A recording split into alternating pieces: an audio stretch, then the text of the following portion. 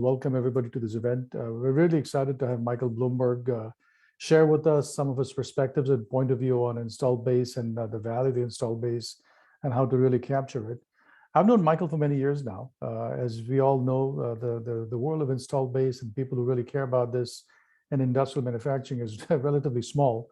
And I've had the good fortune of knowing and working with Michael now for many years here. And as we've had multiple conversations over the last few months, specifically related to this topic, I thought it might be interesting to hear from Michael directly as to what he's seeing and hearing from the people he works with, from the people he consults with.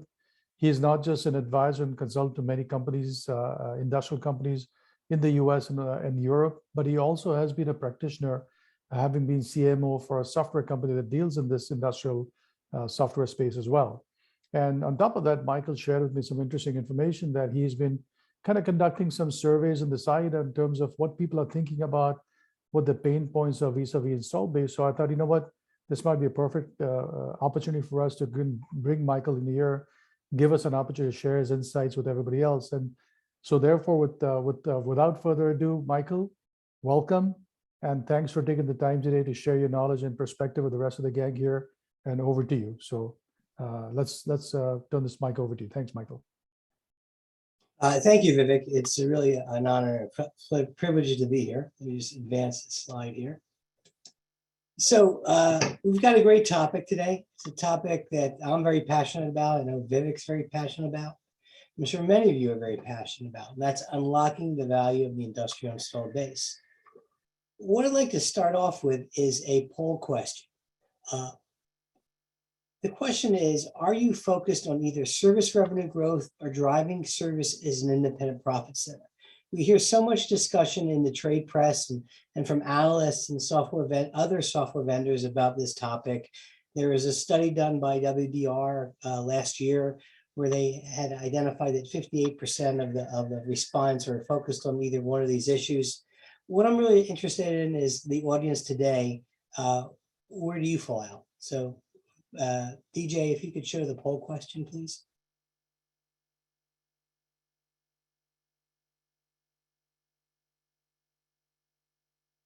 So here we are. So are you either focused on service revenue growth or driving service as a profit center? So if you're one of these, just say yes. If it's neither of them, that's neither. And of course, it's neither. If you're focused on something else like only driving costs, and not increasing revenue or running it as a profit center, then you would be a neither.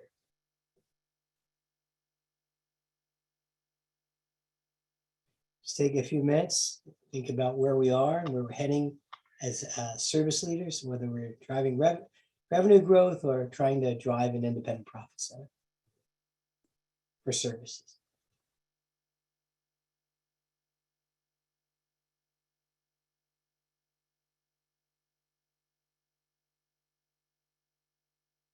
So maybe now we can see the results. Okay, great. So a majority of you indicate that you're focused on service revenue growth. Smaller percentage, 21% saying you're driving services as an independent profit center.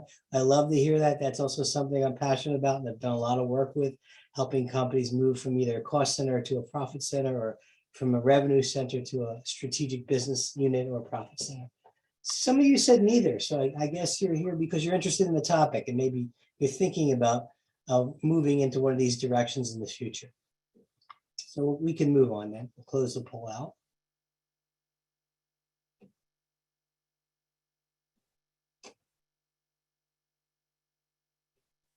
Move on to the next slide. So as I mentioned before, we hear so much in the trade press and at industry conferences and from analysts and even the big consulting firms like McKinsey and Deloitte about the growth potential in the aftermarket. I'm sure many of you have seen the research like I have that the average operating margin on services can be 2.5 times higher than of product sales, that many OEMs generate 40 to 50%, at least half of their margins from aftermarket services. And that high-performing OEMs have 80% or more of their installed base under a service contract. As I alluded to before, 58% of service leaders are focused on either leading service revenue growth or driving service as a profit center. Yet, what we see, what I see, what Vivek sees, and I'm sure some of you in this audience, because some of you are also consultants and analysts, that people are struggling, companies are struggling. And you look at this data and you might wonder, well, where's it coming from? Is it just one product line that's doing that well, or one division within a Fortune 1000 company that's performing well, very well? People are struggling, companies are struggling to increase revenue, to scale, to get exponential growth. So that leads us to our next poll question. And our poll question is, are you facing any challenges in growing your company's aftermarket service revenue? Let's bring up the poll question. And by challenges, I mean, are you facing challenges in increasing your parts sales? Are you increasing challenges in terms of increasing your service contract rate or renewal rate, or getting people to buy subscriptions? Challenges that maybe you don't know who are the right people to sell to, or you don't have enough insight or information to determine why they should buy or why they're not buying. So if that's a challenge for you, if you have a challenge, then the answer is yes. And if things are high flying, there's no issue at all, you're just kind of here because you had an hour to spend, you're a no. So let's see what the answers are. I'm sure you're here for that too, to unsolve these challenges. So as I thought, 90% of you say that you are facing challenges. So let's close the screen. Close the poll, rather. And we'll move on to the next. I'm sorry, I'm having little problems with this slide moving. All right, so question is, why do companies face challenges? Well, first of all, most of what we know about running a business, I'd say if you're over 45, maybe that's just my guess. If you're over 45, over 40, most of what you were learned in business school was about products, how to manufacture, market, and sell a product, not about how to manufacture and develop, market, and sell a service. And it takes a different mindset when you're trying to generate service revenue growth versus a product. And I'll share some examples. We also know that leaders need to consider a host of variables in planning, managing, and executing their growth objectives when it comes to services. And it's complex, and it requires access to good installed base data. That's critical.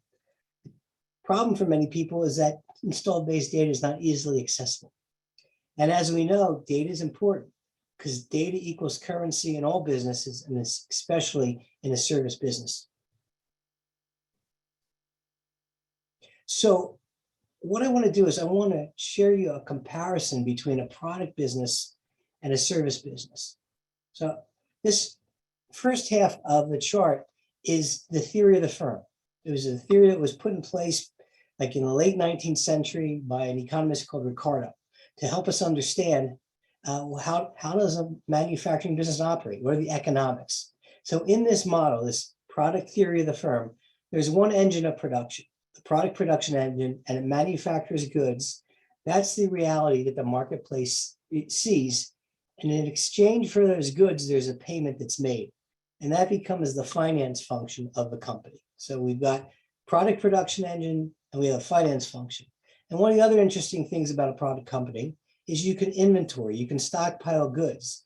If there's not enough demand, you can put your products on the shelf, or in anticipation of future demand, you can make more products than you need and put them on the shelf. And lastly, in a product theory of the firm, there's two inputs of the production. There's labor, there's people, and then there's material. Now let's look at the difference between the service theory of the firm. Now I like to take a little credit for this because the person who came up with this chart is actually my late father, Donald Blumberg. And he actually founded the consulting firm that I work for. And he wrote and authored a number of books on how to build and grow a service business. So he came up with this theory of the firm. He used to call it the Blumberg theory of the firm since he came up with it. But regardless of what's it called, it's different than the product firm. So in the service theory of the firm, there's not one engine production, there's two. So the first one is the service production engine right here. And that service production engine is making available the units of service. And what are those units of service? They are a field engineer being dispatched to the customer site. It's the spare part being shipped to the customer or showing up with the technician. It's the call center, the technical support people. That's the unit of service. And that's the reality that the marketplace buys. But there's something else going on. Companies, your customers are buying perception. The perception they're buying is the defined capability of service. So those of you that are really doing a bang up job in marketing and selling your services, you've probably really been able to define your value proposition, your entitlements and your coverages and your value add. So that would be things like they're buying 24-hour-by-7 response coverage. They're buying a 4-hour response time. They're buying 99.9% uptime. And to do that, to make that defined capability of service available and allow your customers to buy the perception, you have to have another production engine in service, and that's the capability to serve. In other words, you have to have a capability. You have to be able to plan and forecast your requirements and send them out when you need them. So to do that, you need not 2 inputs, but 3. You need labor, you need material, and you need data. So that's really the point here, is there's data that's required to do an effective job in unlocking value from your installed base. Without that data, you are very, very limited. Now, you might say to me, hey, Michael, isn't there data in a product firm? And I say, yes, but until a couple years ago, maybe a decade ago, where manufacturing companies went through their servitization journey, data was used as a control mechanism. It was used for accounting purposes. Now we know data helps us plan, forecast, understand, get insight, make hypotheses, test those hypotheses. That's what the data does, and it's particularly extremely important in service. In fact, it always was important in service. So let me get off my soapbox and move to the next slide. So another big difference is how do you sell a service versus a product? So there's different steps. As we know, there's different steps in bringing a product and service to market. You have to identify the strategy and the products that you're going to take to market. You need to do market research to validate it.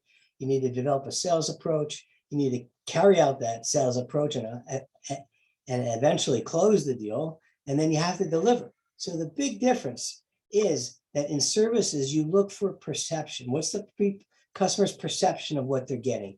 We hear the word outcome. They're looking for the outcome. They're looking for the value in use. You do your market research by identifying what problem you're going to solve for the customer. And you may look at the time involved that they need to get the response from you.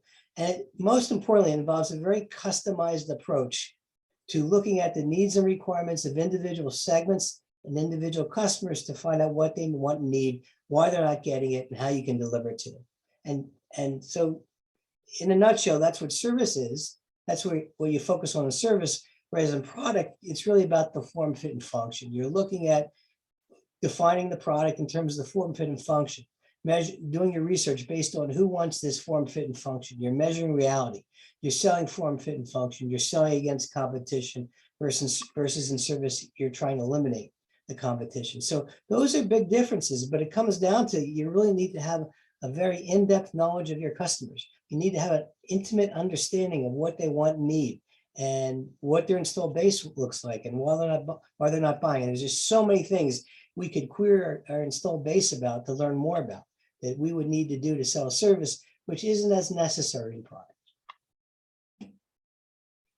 So what has happened then, because this is what I see, there's a gap between the idea that service is a great business to be in and the execution involved in building that business, in extracting the value, unlocking the value, and growing it. So the conventional wisdom that I see, again, from the other analysts, from consultants, from software vendors, is the conventional wisdom is, hey, service is this great growth opportunity. Let's look at some of the data points from McKinsey and Deloitte. It's great, it's large, it's huge. Therefore, Mr. Reader, Mrs. Reader, Ms. Reader, you should be in the service business too. And if you're going to do that, you need to provide better service. You need to invest in tools and technologies like dynamic scheduling, like predictive maintenance. Those are all very good investments to be made, and you should make them, and you need to have them in order to meet customers' requirements. But what's lacking, and this is where the gap is, and it creates a challenge, is what we're not getting is a lot of good insight into the installed base, exactly who wants to buy it. And if they're not buying it, why are they not buying it? And what can be done to get them to buy it? To do that, to get that level of insight, you need to have the ability to spot trends, patterns, and opportunities. And in a nutshell, basically what you need to have is the right infrastructure, organization, and systems and process to gain that insight. And unfortunately, that's not in place in many organizations. And I'd say that's even for those organizations who have gone through a digital transformation, because there's still a need for a lot of data. It still might be in different systems. And even in one system, there's lots of data, but it's not all linked together. So that's the challenge, is how do we overcome that challenge? So what we have then is a status quo. If you look at many organizations, and we've done this, and this insight is coming from a large-scale survey that Vivek had alluded to earlier. And at the end of my presentation, I'm going to give you all a link to that survey so you can participate in it too and share what your perspective is on this topic. But first and foremost, we see that there's data in the organization. There's lots of data. There's multiple users of the data. Marketing uses it, sales uses it, service uses it, quality uses it. But in many cases, there's no dominant owner. Some of the data is owned by marketing. Some of the data is owned by service. Some of the data is owned by quality. So we're not getting a single record of truth. Also, while there's multiple owners, there's also data that's found in multiple systems. It might be found, some of it might be in the warranty management system. Some of it might be in your supply chain management. Some of it might be in your ERP. Some of it might be in your CRM system. So it's all over the place. And these systems were acquired or deployed over time. They might have been acquired because the corporation made a number of acquisitions. So you've got different systems. Maybe you have 3 different manufacturing facilities that came from the acquisition of 3 different companies, each on their own ERP. Or, each division made a decision that this is what they needed, and it differed from another division, but yet now they have a single service organization or a single sales organization that has to extract these reports from these different systems. And as a result, it becomes very time consuming to produce those reports, time consuming and frustrating. And oftentimes the resources are not always available to produce those reports. Maybe you'll get somebody who can be available to produce reports, but then if there's some budget cutting, some belt tightening, that resource isn't available. And even the reports, the information could be limited and the number of reports can be limited because there's just not enough time to create all the different reports, or because it's so cumbersome to create the report, there's not the ability to kind of really want to sit back and think about, hey, what else could we do?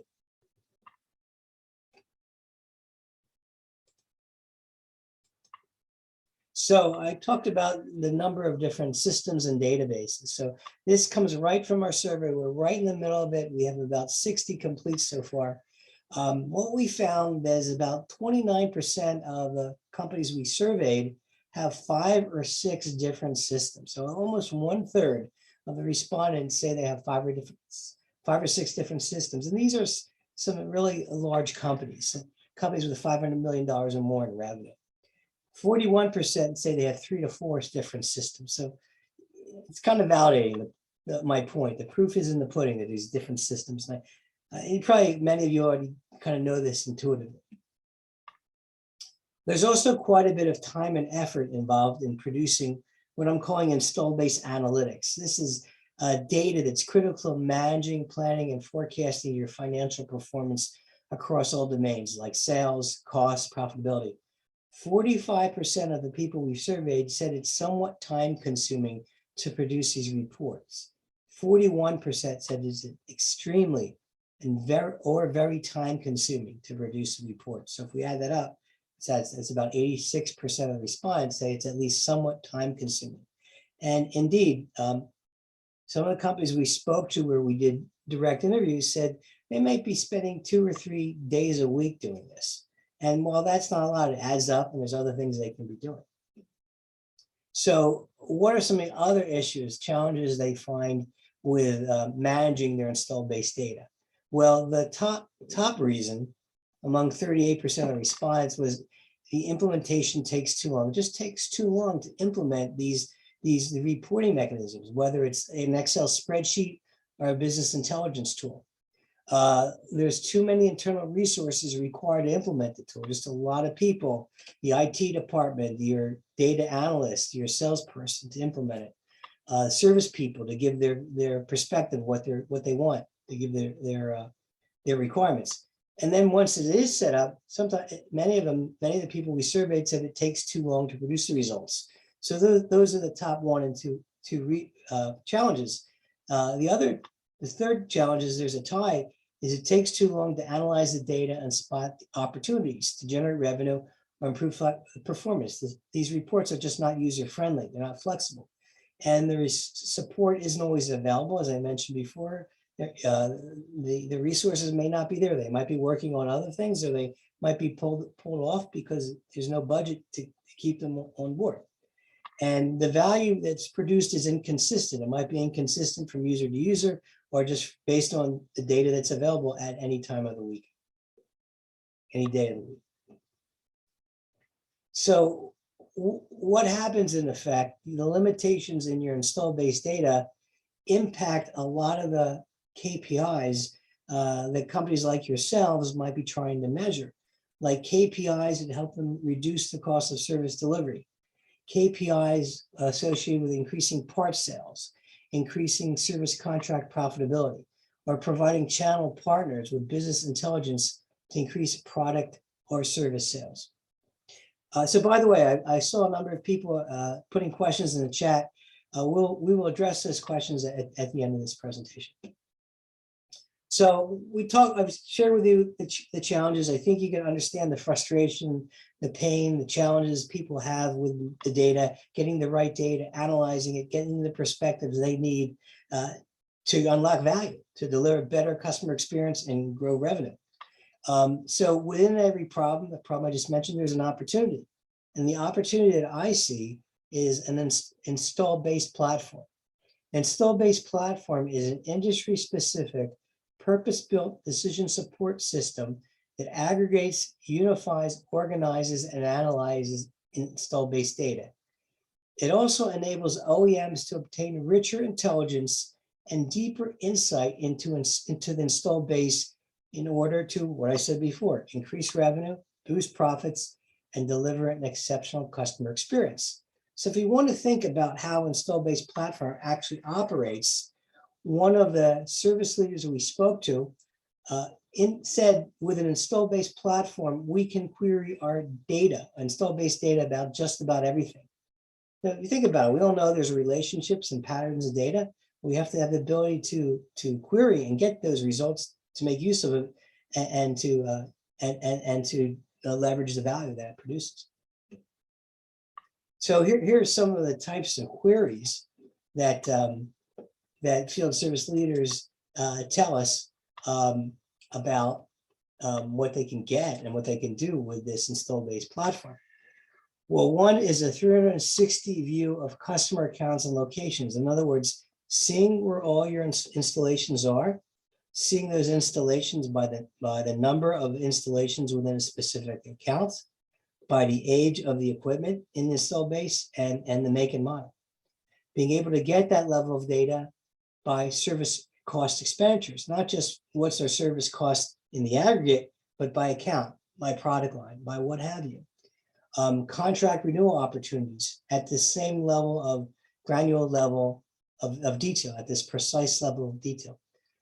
Also, a big one is the customer propensities to spend for parts and services, in order to basically look at customer and say, you know, these people are either due to buy more, or they bought this volume last year, they haven't bought that volume yet. Let's try to understand, let's query the database some more to find out why.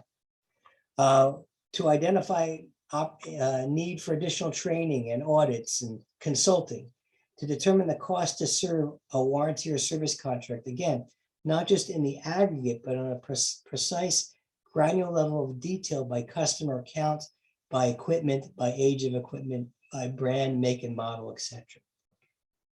Having targeted hunting lists for your salespeople about where there's opportunities for new equipment sales, for parts sales, to offer upgrades and modifications, to recommend consumable sales, to also do segmented analysis by all these different details and parameters I've just identified, and also build marketing campaigns at that same level of detail. So there's quite a bit of flexibility, very robust, rich level of data analysis you can obtain through an installed base platform.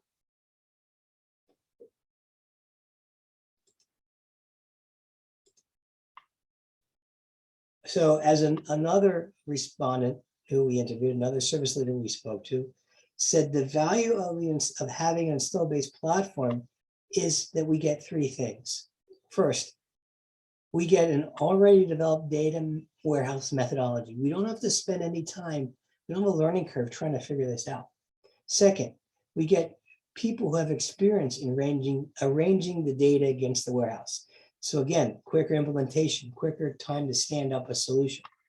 And thirdly, we get access to data scientists in the company that's providing us this platform who've done this before, so they could start identifying opportunities, giving us some perspective we haven't seen before. If we're running into a challenge, they know how to solve it. So let's examine the impact of an installed base platform. I think the biggest one, categorically, for everyone we surveyed. Now, again, I wanted to mention the methodology. We've done qualitative research where we did one-on-one interviews with the users of installed base platform, and we're also conducting a large-scale survey so we can quantify. So from the qualitative research, we found that they become smarter about the customer base. They've gained better visibility into their installed base, and as a result, they've been able to spot linkages, trends, and purchasing patterns. And they've also, what's very interesting is they've been able to identify and track new KPIs, things they couldn't really see before because they didn't have the ability to query the database, the install base. And of those qualitative findings, probably the most important one is it empowered the sales and service people to be really, if anything at all, to be smarter, to be more intelligent, to be more effective when dealing with a customer. And indeed, from a quantitative perspective, it's produced high return on investment. Typically, it takes 3 to 4 months to implement and stand up the solution. And within that same time frame, they get a payback. That was a number we heard, 3 to 4 months, they're getting a payback from this type of solution. And in terms of the measurable payback, it was 10x or more. And in fact, one company said it reduced time to create reports by 10% to 14% per month. Another person said that saves us about 2 to 3 days per month. Now, I don't know, that could be a lot to you, that could be a little. It seems like a lot to me, particularly if I have other things to do, if I have other priorities, other deadlines, other goals I'm trying to achieve. To spend some time waffling through data is not probably a good use of my time. I don't know if you feel that way too, maybe you do. We've also learned that they've increased their revenue 20 to 25%. Another quote we have from one service leader is we've experienced a $500,000 to $1 million increase in revenue per quarter. I think that's significant, don't you? And lastly, it's led to a higher and a faster closing rate. Salespeople are more efficient and effective at finding and closing business. So with that, I'll open the presentation up for questions. Yeah, Michael, we have a few questions that have rolled in thus far. First one I see is, we talked about how many systems contain fragments of install-based data, but how many systems use different aspects of install-based data? Could you repeat the question again? Yeah, so we talked about how many systems contain fragments of install-based data, but how many systems are using these different aspects of the install-based data? Well, I'd say it's very, very disparate and fragmented, that you're going to have the warranty data probably in the warranty management system. You might have part sales in your ERP system. You might have mean time between failure in your ERP, or you might have it in a parts planning system. Okay, great. And I see, who are the other companies that are doing this? So I think, is it Bentley Hughes, Bentley Nevada, Johnson Controls is doing it.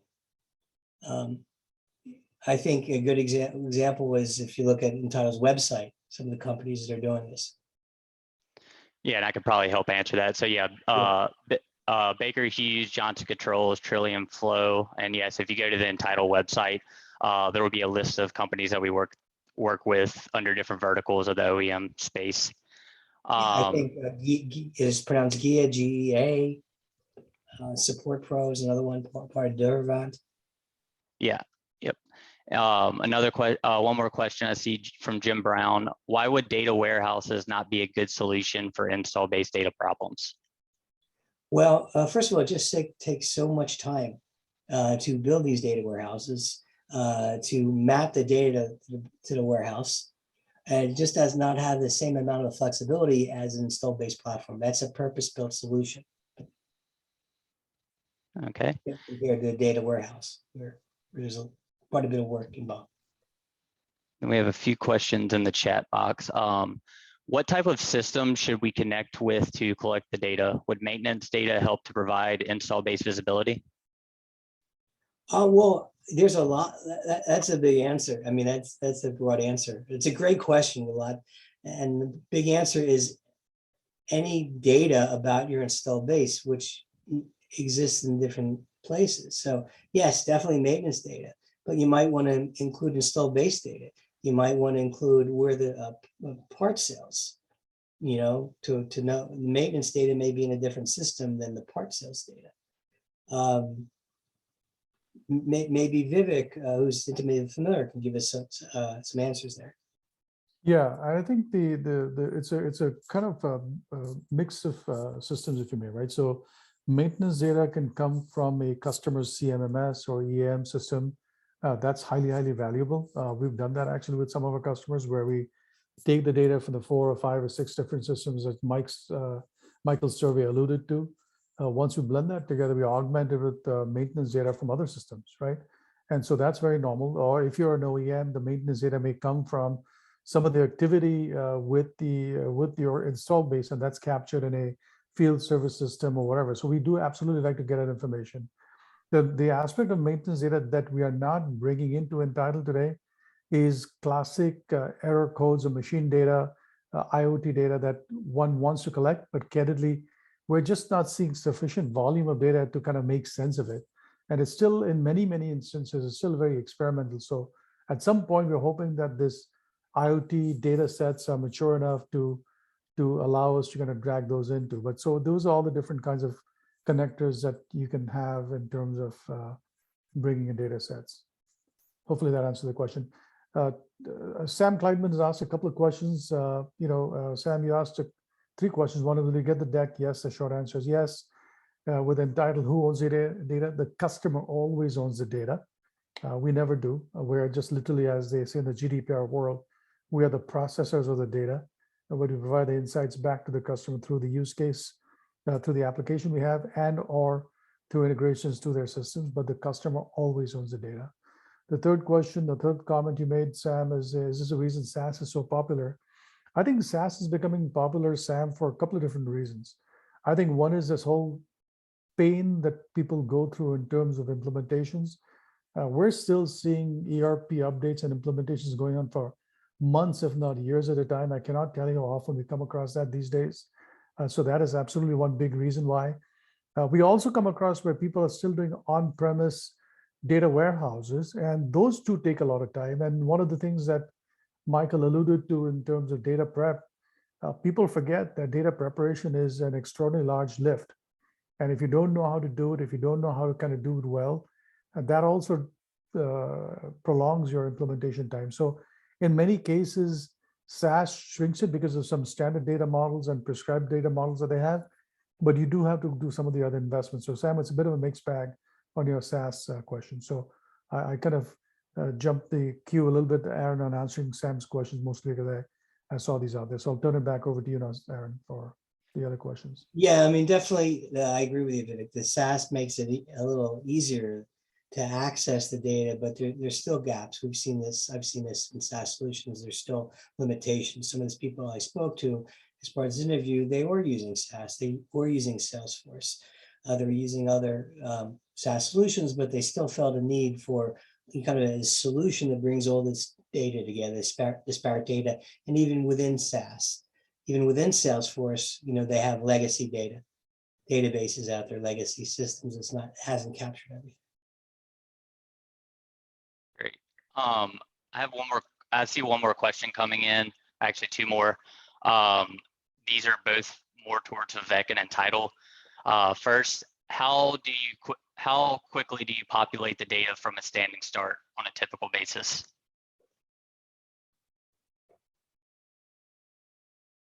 Aaron, that's a question for us, probably more than Michael.